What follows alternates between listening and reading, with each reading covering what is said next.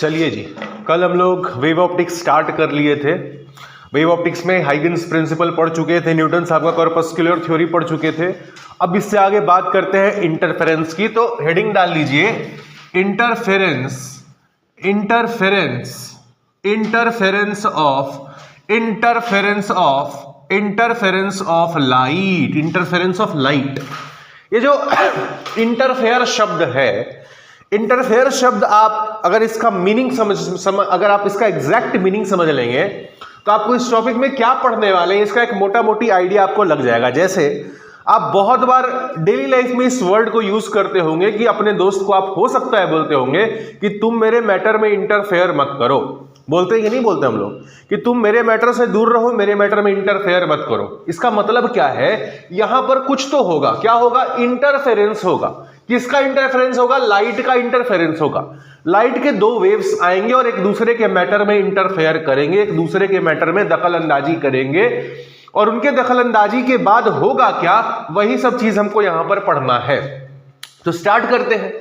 मान लीजिए कि यहां पर कोई एक पार्टिकल है, आपका पार्टिकल P, इसको हम बोल देते हैं हमारा पार्टिकल P।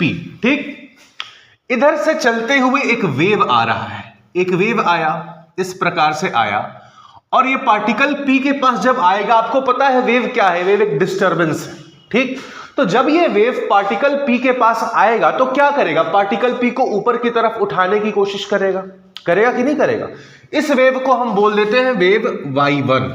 ठीक, इसी समय पर जब ये वाला वेव पार्टिकल P पर आया था, ये वेव क्या करेगा? पार्टिकल P को उठाने की कोशिश करेगा। मान लेते हैं इसी समय पर अगर कोई दूसरा वेव इधर से आ गया और दूसरा वेव इधर से आ गया, तो ये वाला वेव क्या करेगा? ये वेव पार्टिकल P को नीचे ले जाने की कोशिश करेगा कि नहीं करेगा?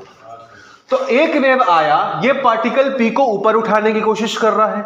दूसरा वेव आया, ये पार्टिकल P को नीचे ले जाने की कोशिश कर रहा है। तो सवाल है कि पार्टिकल P किधर जाएगा? पार्टिकल P ऊपर जाएगा, नीचे जाएगा, थोड़ा सा ऊपर जाएगा, थोड़ा सा नीचे जाएगा, पार्टिकल P का क्या होगा? तो अगर मान लेते हैं कि ये वाला मेरा वेव है y1, इसको अगर हम दिखा रहे हैं आपका a1 sin omega t plus kx से, अगर हम इस वेव को दिखा रहे हैं, इक्वेशन ऑफ वेव है, जो कि आपका एम्पलीट्यूड इसका a1 है, और ये दूसरा वेव है आपका y2, इसको हम बोल रहे हैं a2 sin omega t plus kx2, इसको हम बोल देते हैं kx1, इसको बोल देते हैं kx2। अगर दो वेव्स आपके पास आए, वेव 1 का एम्पलीट्यूड है a1, वेव 2 का एम्पलीट्यूड है a2, ठीक है, तो आपका अगर सिर्फ वेव 1 होता तो ये पार्टिकल को a1 ऊपर ले जाता, हो सकता है पार्टिकल को a1 ऊपर ले जाता। अगर सिर्फ अगर वेव y2 होता तो पार्टिकल को a2 हो सकता है नीचे ले जाता। बट दोनों के आने के बाद पार्टिकल P का नेट डिस्प्लेसमेंट कितना होगा और किधर होगा? तो जब भी ऐसा सिचुएशन आता है, जब दो वेव्स एक पॉइंट पर आकर के इंटरफेयर करते हैं, तो जो नेट डिस्प्लेसमेंट होता है, वो नेट डिस्प्लेसमेंट हम कैसे पता लगाते हैं? ये हम पता लगाते हैं प्रिंसिपल ऑफ सुपरपोजिशन से। प्रिंसिपल ऑफ सुपरपोजिशन से। ये प्रिंसिपल क्या बोलता है कि the net displacement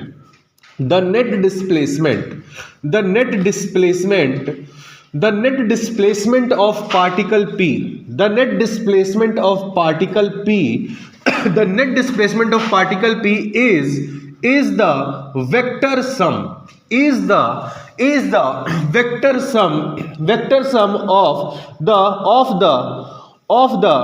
of the individual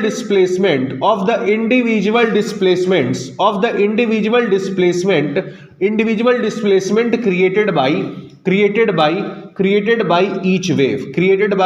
each wave। अगर मान लीजिए पार्टिकल P के पास दो वेव्स पहुंच रही हैं, y1 और y2, और मेरे को निकालना है कि जो आपका पार्टिकल P होगा, इसका नेट डिस्प्लेसमेंट क्या होगा, y नेट अगर मेरे को निकालना है, तो y नेट निकालने के लिए हम क्या करेंगे? y1 और y2 का जो आपका इंडिविजुअल डिस्प्लेसमेंट, y1 और y2 क्या है? पार्टिकल P का individual displacement due to wave 1, और y2 क्या है? पार्टिकल P का individual displacement due to wave 2। इन दोनों का हम क्या करेंगे? वेक्टर समेशन कर देंगे, तो मेरे को net displacement of particle P पता चल जाएगा। ये कौन बोलता है? ये प्रिंसिपल ऑफ सुपरपोजिशन बोलता है।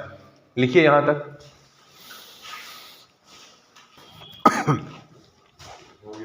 हो गया, आगे बढ़ा जाए। तो अभी तक आपने देखा कि अगर किसी पार्टिकल के पास दो वेव्स पहुंच रही हैं, y1 और y2, और मेरे को निकालना है कि पार्टिकल p का नेट डिस्प्लेसमेंट कितना होगा, तो हम कैसे निकालेंगे? प्रिंसिपल ऑफ सुपरपोजिशन से निकालेंगे। y net is equal to y1 plus y2, यानी कि sum of the vector sum of the individual displacement करके हम नेट डिस्प्लेसमेंट निकाल सकते हैं। अब बात इससे आगे बढ़ाया जाए। मान लीजिए कि आपके पास दो सोर्स ऑफ लाइट है, एक है आपका S1 और दूसरा सोर्स ऑफ लाइट है आपका, यह है आपका S2। ये दोनों सोर्स ऑफ लाइट कैसा सोर्स ऑफ लाइट है? तो दोनों कोहेरेंट सोर्स ऑफ लाइट है। कोहेरेंट का असली मतलब आपको थोड़ी देर के बाद समझ में आएगा, फिलहाल जितना आपको बता रहे हैं उतना सुनते चलिए। कोहेरेंट सोर्स ऑफ लाइट है दोनों, कोहेरेंट सोर्स ऑफ लाइट दोनों है, ठीक है। मान लेते हैं कि यहां पर आपका कोई एक पार्टिकल P है जो कि S1 से x1 दूरी पर है और S2 से x2 दूरी पर है, ठीक। यहां से जो लाइट वेव निकली, यहां से सोर्स ऑफ लाइट है, यहां से जो आपकी लाइट वेव निकली, मान लीजिए कि आपका ऐसे ऐसे ऐसे ऐसे चलते चलते चलते चलते यहां पर पहुंच रही है x1 दूरी ट्रेवल करने के बाद। उसी तरह आपका S2 से भी जो लाइट वेव निकलेगी ये आपका x2 दूरी तय करने के बाद P तक पहुंचेगी, और आपको पता करना है कि P का नेट डिस्प्लेसमेंट कितना है। तो अभी आपने पढ़ा principle of superposition, net displacement y net is equal to what? Is equal to y1 plus y2, vector summation of the individual displacement. तो y1 आपका क्या होगा? इक्वेशन ऑफ वेव जो आपका होता है y1, ये क्या होगा? a1 sine omega t plus k x1। x1 क्यों? क्योंकि ये जो आपका सोर्स है पॉइंट P से कितनी दूरी पर है? x1 दूरी, तो यहां पर x1। जब आप S2 के लिए लिखेंगे, इक्वेशन ऑफ वेव 2 आप लिखेंगे तो क्या लिखेंगे? y2 is equal to a2 sine omega t plus k x2। x2 क्यों? क्योंकि S2 का जो दूरी है P पॉइंट से वो कितना है? x2 दूरी है। कोहेरेंट सोर्स कहने का मतलब है यार कि दोनों आपके जो वेव्स है ना, इनका जो ओमेगा है, ओमेगा वो सेम है, एंगुलर फ्रीक्वेंसी दोनों का सेम है, ठीक है। कोहेरेंट सोर्स ऑफ लाइट जब आप बोल रहे हैं, इसका मतलब है कि ओमेगा 1 जो है वो आपका ओमेगा 2 के इक्वल है, और इसी को हम क्या बोल दे रहे हैं? आपका ओमेगा बोल दे रहे हैं, हुआ पहला मतलब। और क्योंकि आपका ओमेगा सेम है तो ये जो आपका के होता है, के क्या होता है? के होता है यहां पर, इसको हम लोग बोलते हैं वेव नंबर। इसको हम लोग क्या बोलते हैं? Wave number. ये के क्या होता है? ये होता है 2 पाई बाई लैम्बडा। आया बात समझ में? तो क्योंकि आपका जो दोनों कोहेरेंट सोर्स ऑफ लाइट है तो आपका ओमेगा भी सेम होगा, आपका लैम्बडा भी सेम होगा, और आपका के जो है वो भी दोनों के लिए सेम ही होगा। ये होता है कोहेरेंट सोर्स ऑफ लाइट का मतलब। पहला क्या कि दोनों का ओमेगा सेम है, दोनों का लैम्बडा सेम है, और दोनों का जो के है वो भी सेम है। अब इससे फर्क क्या पड़ेगा थोड़ी देर के बाद बात करेंगे, फिलहाल इतना जानिए कि कोहेरेंट सोर्स ऑफ लाइट का मतलब ये होता है। तो आपने बोला कि सर जो पार्टिकल P का नेट डिस्प्लेसमेंट होगा वो क्या होगा? y1 प्लस y2 होगा, ठीक है। तो लिख दो, y1 का इक्वेशन आपको पता है, y2 का इक्वेशन आपको पता है, वहां पर लिख दीजिए। तो ये आपका y नेट क्या हो गया? y नेट आपका हो गया a1 sine omega t plus k x1 plus a2 sine omega t plus k x2। आई बात समझ में? ये जो साइन फंक्शन के अंदर ये जो होता है ना omega t plus k x1 और omega t plus k x2, इसको हम लोग बोलते हैं फेज। इसको हम लोग क्या बोलते हैं? इसको बोला जाता है फेज। तो आपका जो वेव 1 है इसका फेज φ1 क्या है? इसको φ1 बोल दो। ये क्या है? Omega t plus k x1। ये क्या है? फेज है, फेज है, फेज है। किसका फेज है? Phase of y1। φ2 कितना है? φ2 ये आपका omega t plus k x2। ये क्या है आपका? Phase of y2। फेज का काम क्या होता है ये समझ लीजिए। फेज का काम होता है, ये आपको ये बताने में हेल्प करता है कि कौन सा वेव आगे चल रहा है, कौन सा वेव पीछे चल रहा है, ठीक है। बस इसका इतना काम है, और कैसे बताता है वो भी हम आगे देखेंगे। तो अगर आपका वेव 1 का फेज आपका φ1 है omega t plus k x1, और वेव 2 का फेज आपका omega t plus k x2 है, तो दोनों के बीच में फेज डिफरेंस अगर आप दोनों के बीच में निकालेंगे तो क्या आएगा? फेज डिफरेंस φ2 माइनस φ1 आएगा।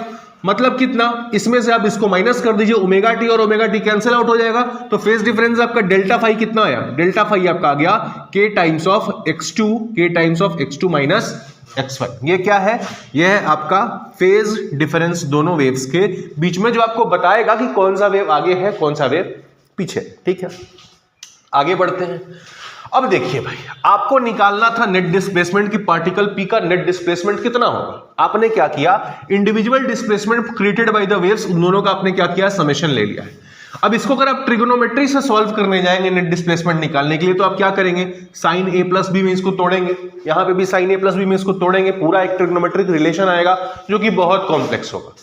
नेट डिस्प्लेसमेंट निकालने का जो दूसरा तरीका है वो है आपका फेजर डायग्राम। फेजर डायग्राम की हेल्प से भी आप नेट डिस्प्लेसमेंट निकाल सकते हैं। पहले यहां तक लिखिए, फिर फेजर डायग्राम की हेल्प से हम नेट डिस्प्लेसमेंट निकालते हैं। तो आपने बोला कि सर अगर मेरे को यहां पर P का नेट डिस्प्लेसमेंट निकालना है तो हम क्या करेंगे, A1 sin omega t plus k x1 और A2 sin omega t plus k x2 को ऐड करेंगे, और ये जो दोनों है आपका y1 और y2, इन दोनों के बीच में फेज डिफरेंस डेल्टा फाई कितना है, ये आपका k times of x2 minus x1। ये जो आपका क्या है, जो सोर्स था आपका, वो सोर्स ऑफ लाइट है, ठीक है। y1 है A1 sin omega t plus k x1, ये A1 क्या है, ये आपका जो पहला वेव है उसका एम्पलीट्यूड है A1, जो दूसरा वेव है उसका एम्पलीट्यूड है A2, और आपको पता करना है कि यहां जो आपका नेट एम्पलीट्यूड आपको कितना मिलेगा। जब ये दोनों वेव्स यहां पर आकर के इंटरफेयर करेंगे तो आपको नेट एम्पलीट्यूड AR कितना मिलेगा। कैसे निकालेंगे, एक तरीका है कि आप इसको साइन को ओपन करो साइन ए प्लस बी के फॉर्मूले पर, और ट्रिग्नोमेट्रिक रिलेशन जो आपको आता है उस ट्रिग्नोमेट्री का यूज करके आप निकालो, जो कि बहुत कॉम्प्लेक्स होने वाला है। दूसरा तरीका है नेट एम्पलीट्यूड निकालने का, वो ये है कि हम फेजर डायग्राम का यूज करें। फेजर डायग्राम में हम क्या करते हैं कि इन दोनों इक्वेशंस को, ये जो दोनों वेव्स के इक्वेशन है, इनको हम वेक्टर के फॉर्म में दिखाते हैं। कैसे दिखाते हैं, ये मेरा इक्वेशन 1 है, इसको हम क्या करेंगे, वेक्टर के हेल्प से दिखाएंगे। जो आपका वेव 1 है उसको हम एक वेक्टर से दिखाएंगे, इस वेक्टर का जो लेंथ होगा वो आपका इसके एम्पलीट्यूड के बराबर होगा A1। हमने वेव का जो ये पहला इक्वेशन था इसको हमने इस वेक्टर से दिखाया, जिसका जो लेंथ है वो है आपका A1। जो दूसरा वेव है, दूसरे वाले को हम दूसरे वेक्टर से दिखाएंगे, जिसका लेंथ है आपका कितना, A2, ठीक। और दोनों के बीच में जो आपका ये एंगल होगा, ये एंगल किसके बराबर होगा, जो आपका फेज डिफरेंस है फाई, इसके बराबर होगा। आया बात समझ में। दोनों वेव्स को हमने क्या किया, y1 और y2 को हमने वेक्टर से दिखाया, जहां वेक्टर 1 का हमारा लेंथ कितना है, A1 के बराबर है, वेक्टर 2 का हमारा लेंथ कितना है, A2 के बराबर है। A1 और A2 क्या है, वेव 1 का एम्पलीट्यूड, A2 क्या है, वेव 2 का एम्पलीट्यूड, और दोनों वेक्टर्स के बीच में कितना डिफरेंस है एंगल का, तो जो फेज डिफरेंस है उसके बराबर, यानी कि फाई के बराबर है। अब आपको पता है कि अगर आपके पास दो वेक्टर्स हैं और उन वेक्टर्स के बीच में एंगल आपका फाई है, तो आपको नेट वेक्टर जो आपका रिजल्टेंट वेक्टर होता है उसका आपका फॉर्मूला क्या होता है, AR का,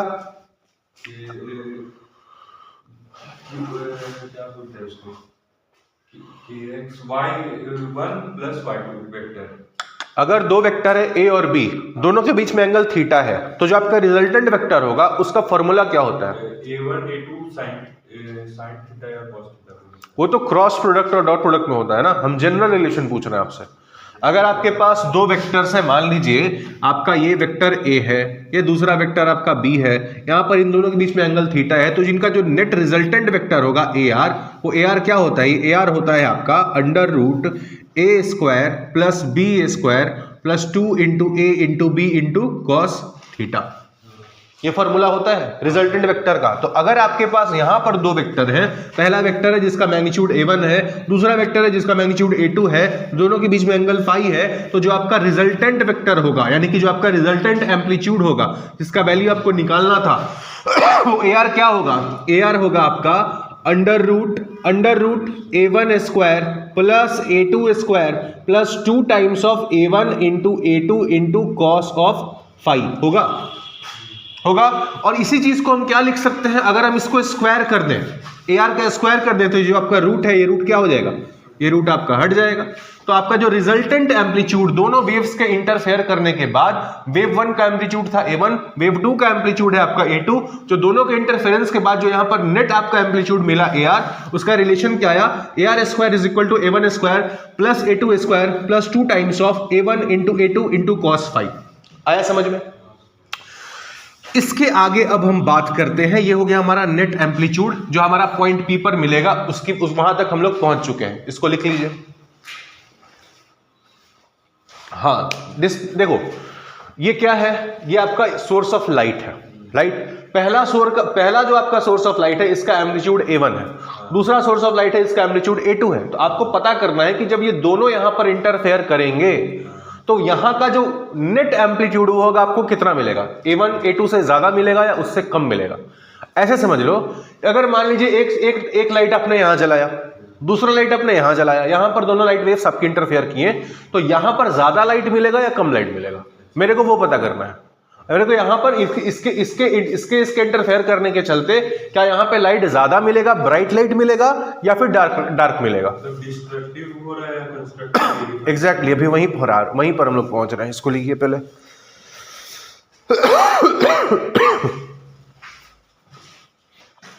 हो गया। अब कंस्ट्रक्टिव डिस्ट्रक्टिव इंटरफेरेंस पर आने से पहले जरा सा बात कर लेते हैं इस कोहेरेंट सोर्स के बारे में। अभी तक हमने आपको सिर्फ इतना बताया है कि कोहेरेंट सोर्स ऑफ लाइट उसको बोलेंगे, उन सोर्सेज ऑफ लाइट को कोहेरेंट बोलेंगे जिनका ओमेगा सेम होगा, जिनका के सेम होगा, जिनका लैम्डा सेम होगा।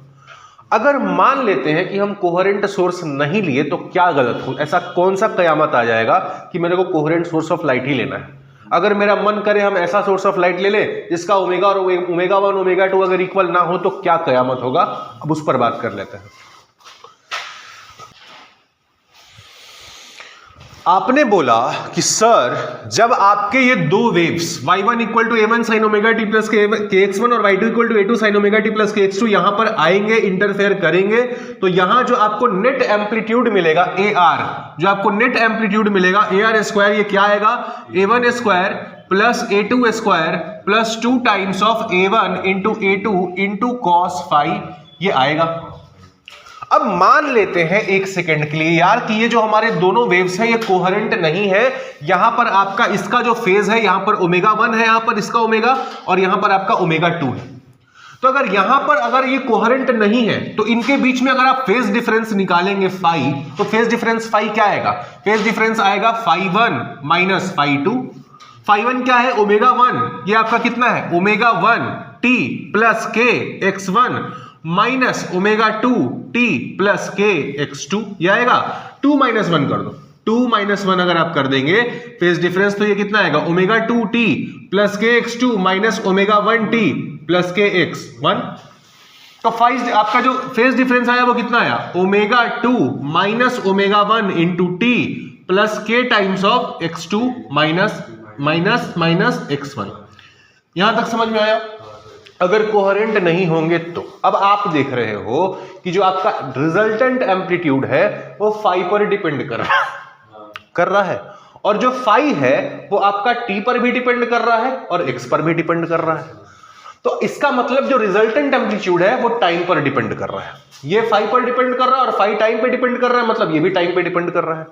मतलब कि कहने का मतलब ये है कि अगर आप कोहेरेंट सोर्स ऑफ लाइट नहीं लेंगे तो मान लीजिए आपको किसी एक टाइम पर पॉइंट P पर मान लेते हैं आपको मिला ब्राइट लाइट, मान लेते हैं आपको मिला ब्राइट, ठीक है, दोनों के चलते एम्पलीट्यूड बढ़ गया तो आपको यहां पर ब्राइट लाइट मिला। लेकिन क्योंकि ये टाइम पर डिपेंड कर रहा है तो कुछ देर के बाद इसी पॉइंट पर आपको डार्क भी मिलेगा। ये टाइम के साथ फाई आपका चेंज कर रहा है, अगर टाइम के साथ फाई चेंज कर रहा है तो टाइम के साथ AR भी चेंज कर रहा है। और अगर आपका किसी एक टाइम पर यहां पर ब्राइट लाइट मिल रहा है, एम्पलीट्यूड ज्यादा मिल रहा है, तो कुछ देर के बाद इसी पॉइंट पर आपको डार्क लाइट भी मिलेगा, डार्क पैटर्न भी मिलेगा। बट हम ऐसा नहीं चाहते, हम चाहते हैं कि हमारा एक पॉइंट पर जो पैटर्न मिल गया वो फिक्स रहे, वो बदले नहीं, पैटर्न पॉइंट के साथ बदले। मान लो अगर यहां पर ब्राइट मिला, फिर आपका ये पॉइंट Q है, यहां पर x1 x2 बदलेगा तो यहां का मान लो आपको मिला डार्क। बट हम चाहते हैं कि यहां डार्क अगर मिल गया तो वो समय के साथ चेंज ना करे, वो डार्क ही रहे। बट अगर आपने इनकोहेरेंट सोर्सेज ऑफ लाइट ले लिया, अगर आपका लाइट सोर्स कोहेरेंट नहीं है तो फाई जो होगा टाइम पे डिपेंड करेगा, और फाई टाइम पे डिपेंड करेगा तो रिजल्टेंट एम्पलीट्यूड भी आपका टाइम पे डिपेंड करेगा।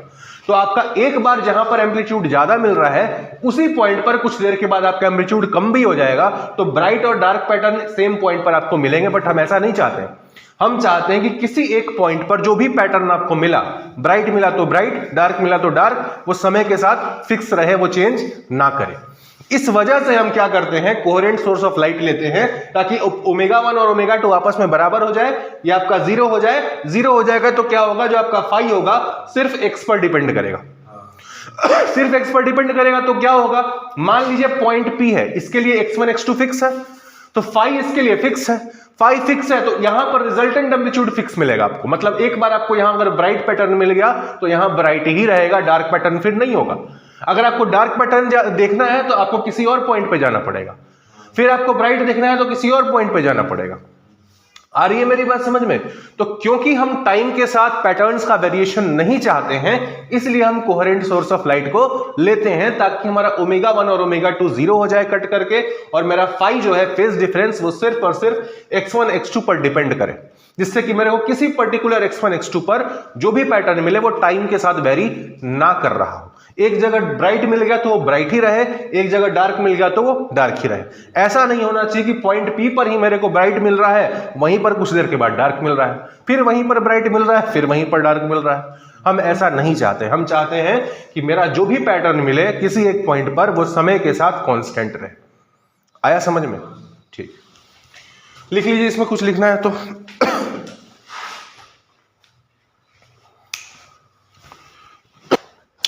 अब जरा समझिएगा एक सेकंड के लिए कि कंस्ट्रक्टिव इंटरफेरेंस और डिस्ट्रक्टिव इंटरफेरेंस क्या होता है। मान लीजिए ये आपका था पॉइंट P, फिर से वहीं पर आते हैं जहां से हमने स्टार्ट करा था लेक्चर को। पॉइंट P के पास आपका वेव आया, ये आपका वेव आया y1, इधर से आपका वेव आया, सपोज कर लिए ये आपका वेव आया, इधर से आया y2। आप देख रहे हैं कि y1 और y2 जब दोनों पॉइंट P तक पहुंचेंगे तो दोनों का पैटर्न इस तरह से है मिलने का, इंटरफेयर करने का, ताकि दोनों मिल करके पॉइंट P को ऊपर उठाएंगे। तो जो पॉइंट P का नेट डिस्प्लेसमेंट आएगा वो इन दोनों की तुलना में बढ़ करके आएगा। मतलब यहां पर कुछ एक्स्ट्रा क्रिएट हो रहा है, तभी तो ज्यादा मिल रहा है। ज्यादा डिस्प्लेसमेंट क्यों मिल रहा है? मतलब यहां कुछ एक्स्ट्रा क्रिएट हो रहा है, क्रिएट हो रहा है मतलब कुछ कंस्ट्रक्ट हो रहा है। तो इस तरह के इंटरफेरेंस को हम क्या बोलते हैं? कंस्ट्रक्टिव इंटरफेरेंस बोलते हैं, जहां पर मेरे को कुछ एक्स्ट्रा एम्पलीट्यूड या कुछ एक्स्ट्रा इंटेंसिटी देखने को मिलेगी दोनों के वेव्स के मिलने की वजह से। एक होता है कि मान लीजिए इसी पॉइंट P पर ये वेव 1 आया, मान लो आपका वेव 2 जो था वो वेव 2 इस पॉइंट P पर इस तरह से ना आकर के अगर इस तरह से आ गया होता, मान लेते हैं पॉइंट P पर इस तरह से आ गया होता, तो वेव 1 क्या चाहता? ये चाहता कि पॉइंट P को ऊपर उठाए, वेव 2 चाहता कि पॉइंट P को हम नीचे उठाए। पता चला कि ये तो जितना इसका एम्पलीट्यूड हो सकता था उतना मिला नहीं, उससे कम ही मिला, क्योंकि दोनों एक दूसरे को काट रहे हैं। तो यहां जो नेट डिस्प्लेसमेंट आएगी वो इन दोनों की तुलना में क्या आएगी? कम आएगी। मतलब यहां पर कुछ टूटा है, कुछ तो खत्म हुआ है, कुछ डिस्ट्रक्ट हुआ है। तो इस प्रकार के इंटरफेरेंस को आप क्या बोलेंगे? इस प्रकार के इंटरफेरेंस को आप बोलेंगे डिस्ट्रक्टिव। इस प्रकार के इंटरफेरेंस को आप बोलेंगे डिस्ट्रक्टिव इंटरफेरेंस। बोलेंगे कि नहीं बोलेंगे? अब एक बात बताओ, कंस्ट्रक्टिव इंटरफेरेंस में क्या हो रहा है? आपको जो नेट एम्पलीट्यूड मिल रहा है, अगर आपका y1 का एम्पलीट्यूड मान लो a1 था और आपका y2 का एम्पलीट्यूड मान लो आपका a2 था, तो कंस्ट्रक्टिव इंटरफेरेंस में जो आपको नेट एम्पलीट्यूड मिलेगा वो ज्यादा मिलेगा कि नहीं मिलेगा? यहां पर जो आपका रिजल्टेंट एम्पलीट्यूड होगा वो ज्यादा मिलेगा। और यहां डिस्ट्रक्टिव इंटरफेरेंस के केस में जो आपको नेट एम्पलीट्यूड रिजल्टेंट एम्पलीट्यूड मिलेगा वो क्या मिलेगा? कम होकर के मिलेगा। मतलब कि AR के केस में हमारा एम्पलीट्यूड मैक्सिमम होगा, कंस्ट्रक्टिव इंटरफेरेंस के केस में एम्पलीट्यूड मैक्सिमम होगा, और डिस्ट्रक्टिव इंटरफेरेंस के केस में हमारा जो एम्पलीट्यूड होगा वो क्या होगा? मिनिमम होगा। आया बात समझ में? यहां क्या होगा? मैक्सिमम होगा, और यहां क्या होगा? मिनिमम होगा। आई बात समझ में? इसको बना लीजिए, फिर हम आते हैं कंस्ट्रक्टिव और डिस्ट्रक्टिव इंटरफेरेंस पे। हो गया? तो यहां से आपने क्या कंक्लूजन निकाला कि जब आपका कंस्ट्रक्टिव इंटरफेरेंस होगा, जब आपका कंस्ट्रक्टिव इंटरफेरेंस होगा तो आपको जो नेट एम्पलीट्यूड रिजल्टेंट एम्पलीट्यूड मिलेगा वो क्या मिलेगा? मैक्सिमम मिलेगा। और जब आपका डिस्ट्रक्टिव इंटरफेरेंस होगा, जब आपका डिस्ट्रक्टिव इंटरफेरेंस होगा तो आपका रिजल्टेंट एम्पलीट्यूड आपको क्या मिलेगा? मिनिमम मिलेगा। ये आपका रहा यहां के डिस्कशन का कंक्लूजन। ठीक है, आगे बढ़ते हैं। एक और छोटा सा टॉपिक है, इसको भी लिख ही लीजिए। ये क्या है आपका? Relation between amplitude and intensity. Relation between amplitude and intensity. हम लोग रिजल्टेंट एम्पलीट्यूड निकालने की बात कर रहे हैं। अब ये भी जान लो कि आपका एम्पलीट्यूड इंटेंसिटी के साथ किस प्रकार से संबंधित है। तो आपका जो इंटेंसिटी होता है, इंटेंसिटी का फॉर्मूला होता है 2 pi F square A square into rho into V, जहां एफ क्या है, फ्रीक्वेंसी है लाइट का, ए क्या है, एम्पलीट्यूड है, रो क्या है, डेंसिटी ऑफ द मीडियम, जिस मीडियम में आपका लाइट ट्रेवल कर रहा है उस मीडियम की डेंसिटी है, और वी क्या है, आपका स्पीड ऑफ लाइट है। तो आपने जो मीडियम लिया था, जो आपने दोनों सोर्सेज ऑफ लाइट लिए थे S1 और S2, y1 और y2 जिसका इक्वेशन था, दोनों आपके क्या थे, सेम मीडियम में ट्रेवल कर रहे थे। एयर में अगर हम मान लो एयर की बात कर रहे हैं या वैक्यूम की बात कर रहे हैं तो मीडियम दोनों के लिए सेम था। ऐसा तो नहीं था कि हमने एक को एयर में रखा था दूसरे को वाटर में रखा था, तो दोनों के लिए रो आपका सेम था। आपने कोहेरेंट सोर्सेज लिए थे। कोहेरेंट सोर्सेज लेने का मतलब कि दोनों की जो फ्रीक्वेंसी वो भी सेम होगी, क्योंकि आपका लैम्डा सेम था। लैम्डा सेम का मतलब कि आपकी फ्रीक्वेंसी जो होगी वो आपका सेम होगी, और दोनों जो था कोहेरेंट सोर्स था, मतलब दोनों का जो स्पीड होगा, स्पीड भी क्या होगा, सेम होगा। तो अगर आपका ये दोनों के लिए सेम हो गया, एफ सेम है, रो सेम है, वी सेम है, तो जो आपका इंटेंसिटी होगा वो किस पर डिपेंड करेगा, इंटेंसिटी जो होगा वो आपका डायरेक्टली प्रोपोर्शनल होगा एम्पलीट्यूड के स्क्वायर के होगा। आपका f constant, rho constant, v constant और 2 पाई पहले से कांस्टेंट है, तो आपका इंटेंसिटी आ गया directly proportional to A square. तो हम बोल सकते हैं intensity is equal to k times of A square.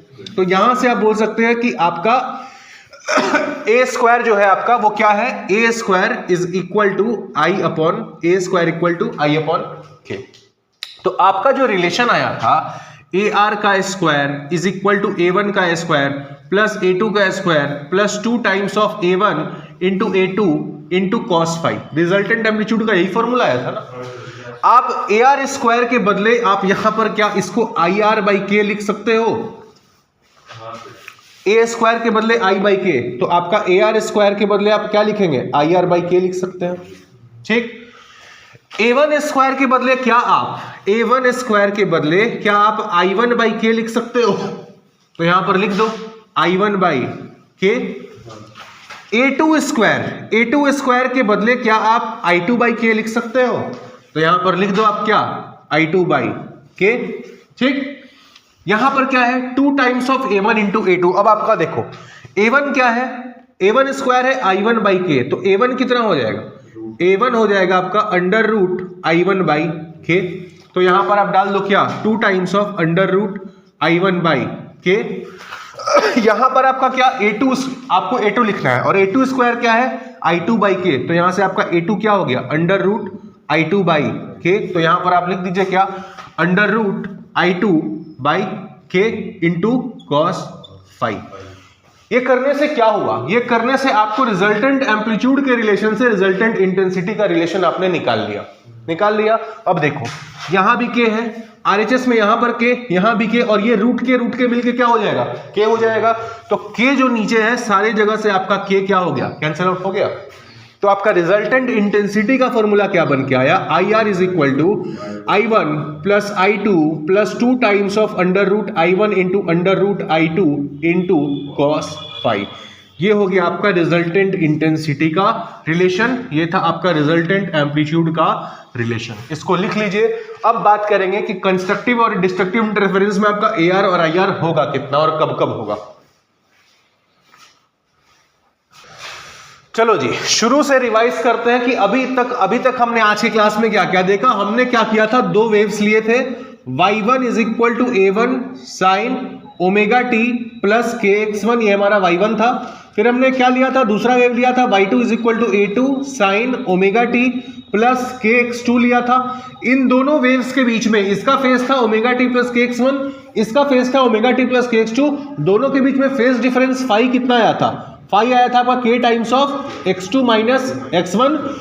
और इनके इंटरफेरेंस के बाद इसका एम्पलीट्यूड था a1, दूसरे वाले का एम्पलीट्यूड था a2। इनके इंटरफेरेंस के बाद जो नेट एम्पलीट्यूड ar आया था उसका फॉर्मूला क्या आया था, ar is equal to ar square is equal to क्या आया था a1 square plus a2 square plus 2 times of a1 into a2 into cos phi आया था।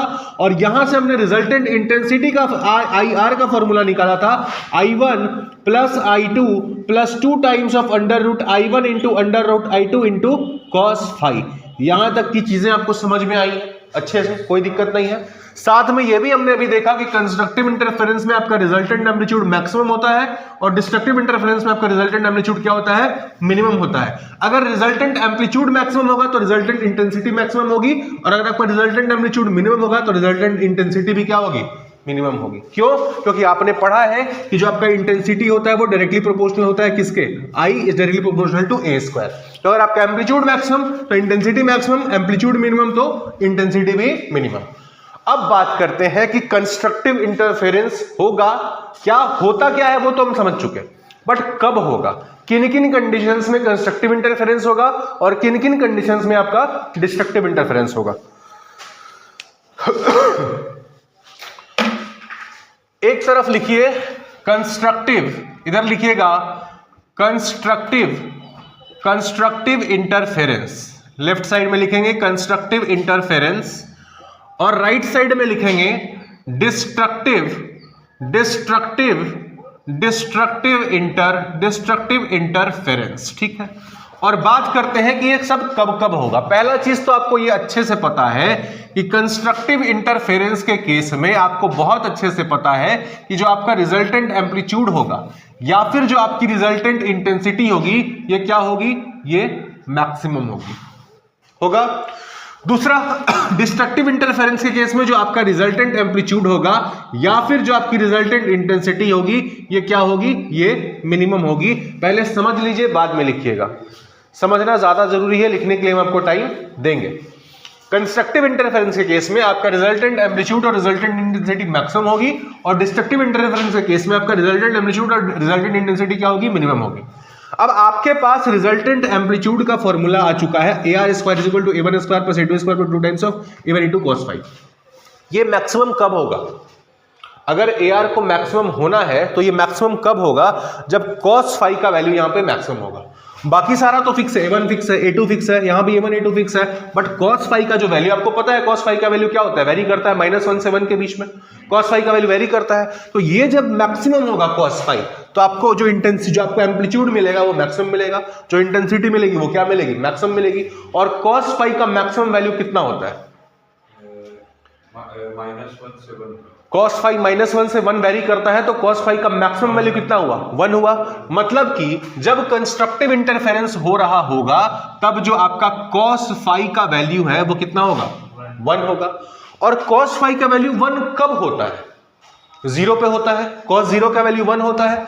तो फाई जब आपका 0 होगा तब होगा, फाई जब 2 पाई होगा तब भी होगा, फाई जब 4 पाई होगा तब भी होगा, 6 पाई होगा तब भी होगा। ऐसे करते करते करते करते 2n पाई, जब भी आपका फाई 2n पाई होगा तब आपका क्या होगा, cos फाई का वैल्यू मैक्सिमम होगा। जब आप n का वैल्यू 0 रखेंगे, मतलब फाई का मतलब फॉर कंस्ट्रक्टिव इंटरफेरेंस जो आपका फेज डिफरेंस होना चाहिए वो क्या होना चाहिए, 2n पाई होना चाहिए। जब आप n का वैल्यू 0 रखेंगे तो आपको क्या मिलेगा, 0।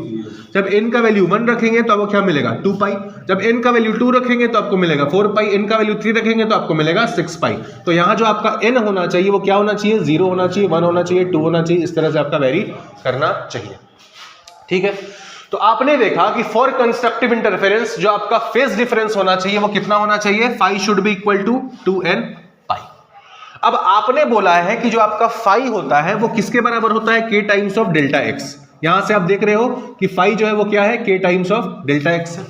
ठीक, तो आप यहां पर लिखने जा रहे हैं phi is equal to k times of, phi तीसरा पॉइंट लिखिए, phi is equal to k times of delta x बराबर 2n पाई।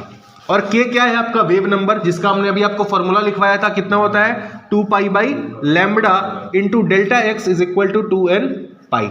2 से 2 आपका कैंसिल, पाई से पाई आपका कैंसिल, तो यहां से आपका फॉर्मूला बन के क्या आया, डेल्टा एक्स का वैल्यू आया n लैम्बडा। मतलब ये डेल्टा एक्स क्या है, पाथ डिफरेंस। दोनों वेव्स के बीच में पाथ डिफरेंस कितना होना चाहिए कंस्ट्रक्टिव इंटरफेरेंस के लिए, तो n लैम्बडा होना चाहिए, जहां n क्या है, n है आपका 0 1 2 3 ऐसे करके आपका बनेगा। जब n का वैल्यू 0 होगा मतलब क्या, दोनों वेव्स के बीच में कोई पाथ डिफरेंस नहीं है। जब n का वैल्यू 1 होगा मतलब दोनों वेव्स के बीच में लैम्बडा पाथ डिफरेंस है। 2 होगा मतलब दोनों वेव्स के बीच में 2 लैम्बडा पाथ डिफरेंस है। आ रहा है, विजुअलाइज कर पा रहे हैं इस चीज को। तो ये सारा चीज है आपका कंस्ट्रक्टिव इंटरफेरेंस के लिए। पहला चीज हमने क्या देखा यहाँ रिजल्टेंट एम्पलीट्यूड और इंटेंसिटी मैक्सिमम होनी चाहिए, cos फाई का वैल्यू 1 होना चाहिए, और cos फाई का वैल्यू 1 कब होगा, जब फाई जो आपका फेज डिफरेंस है वो कितना होगा, 2n पाई होगा। फिर जब हमने फेज डिफरेंस निकाल लिया तो फेज डिफरेंस हमने पाथ डिफरेंस निकाल लिया कि कंस्ट्रक्टिव इंटरफेरेंस के लिए पाथ डिफरेंस कितना होना चाहिए, n लैम्डा होना चाहिए। मतलब n लैम्डा का मतलब क्या, इंटीग्रल मल्टीपल ऑफ लैम्डा होना चाहिए, जहां n क्या होगा 0 1 2 3 इस तरह से आपका करेगा, वेरी करेगा, ठीक है। अच्छा, कंस्ट्रक्टिव इंटरफेरेंस के केस में आप बोल रहे हैं कि आपका AR मैक्सिमम होना चाहिए, तो आपका AR होगा कितना? अगर आप पूछ लो, अगर कोई आपसे पूछ ले कि AR कितना होगा, तो यहां पर आप AR के फॉर्मूले में क्या करेंगे, cos फाई का वैल्यू 1 डाल देंगे। cos फाई का वैल्यू अगर आप यहां पर 1 डाल दोगे तो आपका AR क्या बन जाएगा, AR square is equal to, ये क्या बन जाएगा, A1 square plus A2 square plus 2 times of A1 into A2, ये क्या है, A1 प्लस A2 का होल स्क्वायर बन जाएगा। फिर आपका स्क्वायर से स्क्वायर यहां पे खत्म, तो आपका रिजल्टेंट एम्पलीट्यूड यहां पर क्या आएगा, A1 प्लस A2 आएगा रिजल्टेंट एम्पलीट्यूड, और आपकी रिजल्टेंट इंटेंसिटी कितनी आएगी। अगर IR आपसे पूछ दिया जाए तो यहां पर आपका cos फाई क्या हो गया 1, तो IR हो गया I1 plus I2 plus 2 times of under root I1 into under root I2। इस चीज को आप क्या लिख सकते हो इस प्रकार से, अगर आप इस IR is equal to under root I1 का स्क्वायर इसको लिख दो, प्लस अंडर रूट I2 का स्क्वायर लिख दो, plus 2 times of under root I1 into under root I2 लिख दो। जब cos फाई का वैल्यू 1 हो गया तो ये पूरा क्या बन गया, ये बन गया IR is equal to under root I1 plus under root I2 का होल स्क्वायर बना। तो आपका यहां से रिजल्टेंट इंटेंसिटी की वैल्यू कितनी आ गई, under root I1 plus under root I2 का whole square. In case of what, in case of constructive interference. लिखिए इतना हो गया।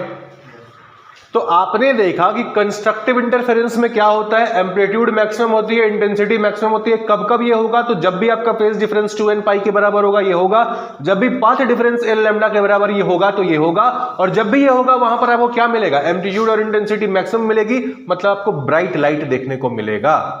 दोनों लाइट वेव जब आपका इंटरफेयर करेंगी वहां पर, तो आपको जो रिजल्टेंट वहां पर आपको लाइट मिलेगी उसका आपको ब्राइटनेस और एम्पलीट्यूड, इंटेंसिटी और एम्पलीट्यूड बढ़ करके मिलेगा, मतलब आपको ब्राइट लाइट देखने को मिलेगा। अब बात करते हैं डिस्ट्रक्टिव इंटरफेरेंस की, कि भाई जब डिस्ट्रक्टिव इंटरफेरेंस हो रहा होगा तो क्या होगा। तो आपने पहले ही लिख रखा है कि डिस्ट्रक्टिव इंटरफेरेंस के केस में आपका एम्पलीट्यूड और इंटेंसिटी क्या होनी चाहिए, मिनिमम होनी चाहिए। ये मिनिमम कब होगा, जब आपका AR जो AR इसको, ये मिनिमम कब होगा, जब आपका जो cos फाई है जो कि वेरी कर रहा है, इसका वैल्यू अगर मिनिमम हो जाए तो AR आपका क्या होगा, मिनिमम होगा। और cos फाई का मिनिमम वैल्यू कितना होता है, -1।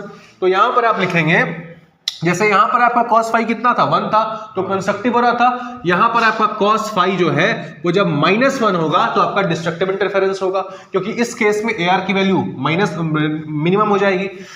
अब बात है कि cos फाई का वैल्यू जो है वो आपका -1 कब कब होता है, तो ये तब होता है जब आपका फाई जो है पाई होता है, cos फाई का वैल्यू क्या, -1। जब आपका फाई 3 पाई होगा तो भी -1 मिलेगा, जब 5 पाई होगा तो भी -1 मिलेगा, जब 7 पाई होगा तो भी -1 मिलेगा। मतलब कि आपको डिस्ट्रक्टिव इंटरफेरेंस तब देखने को मिलेगा जब फाई जो है वो आपका 2n-1 इंटू पाई के बराबर होगा।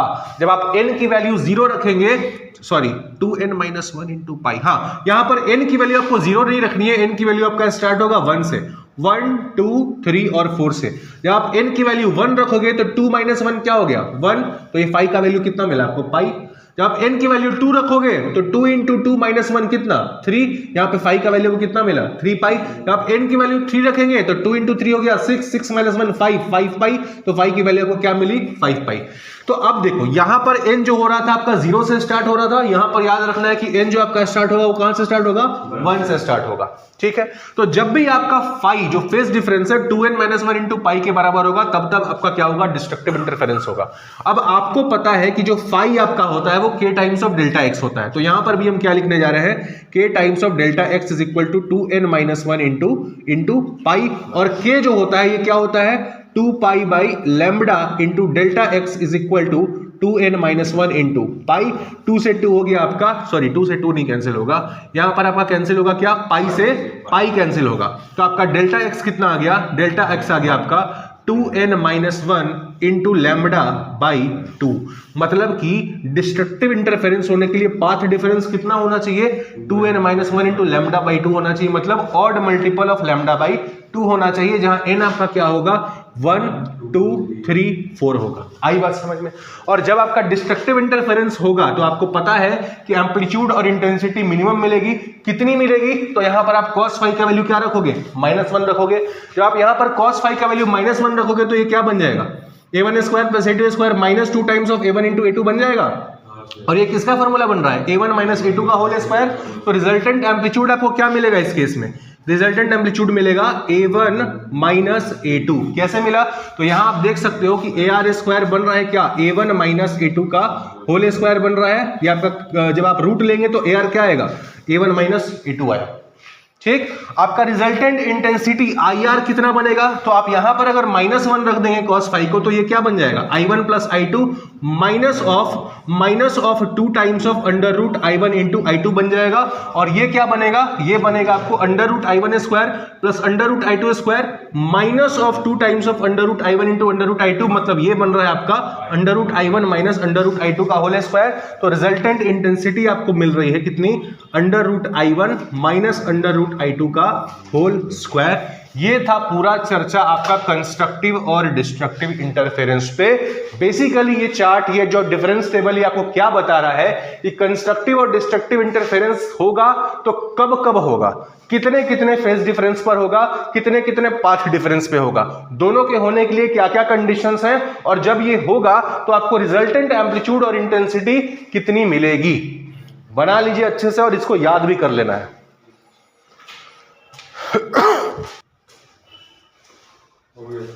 हो गया? तो आपको समझ में आया कि इंटरफेरेंस क्या होता है, कंस्ट्रक्टिव इंटरफेरेंस क्या होता है, डिस्ट्रक्टिव इंटरफेरेंस क्या होता है, क्या क्या कंडीशंस होनी चाहिए कंस्ट्रक्टिव इंटरफेरेंस के लिए और डिस्ट्रक्टिव इंटरफेरेंस के लिए। कंस्ट्रक्टिव के लिए फेज डिफरेंस 2n पाई होना चाहिए, पार्ट डिफरेंस n लैम्डा होना चाहिए। डिस्ट्रक्टिव के लिए phase difference 2n minus 1 into pi होना चाहिए, path difference 2n minus 1 into lambda by 2 होना चाहिए। और दोनों केस में आपका रिजल्टेंट एम्पलीट्यूड और इंटेंसिटी क्या होगा, कितना होगा, ये सारी चीजें आपने देख ली हैं। अब इस चीज को आप आगे वाली क्लास में याद करके आएंगे। नेक्स्ट क्लास में हम पढ़ेंगे यंग्स डबल स्लिट एक्सपेरिमेंट, और वहां पर इन सारी इंफॉर्मेशन का आपको जरूरत पड़ेगी। तो बेहतर होगा कि इस पूरे चैप्टर में जैसे जैसे हम आगे बढ़ रहे हैं आप नोट्स जो है अपना याद करते जाएं। ठीक है? दूसरी बात, आप वो जो आपको हमने टास्क दिया था याद करने के लिए, वो आप कर रहे हैं कि नहीं कर रहे हैं? कर रहे हैं ना? तो जिस दिन मेरे को पढ़ाने का मन नहीं किया, मान लीजिए अगर हम कल गए तो मेरे को कल ही पढ़ाने का मन नहीं किया, तो कल हम क्या करेंगे, आप लोग का यहीं पर ओरल टेस्ट ले लेंगे। तो वो चारों चैप्टर याद करते रहिएगा और नोट्स कॉपी उन चारों चैप्टर का रोज लेकर के आइएगा। जिस कॉपी में आपने उन सब नोट्स को बनाया है वो कॉपी रोज लेकर के आएंगे आप। ठीक है? चलिए।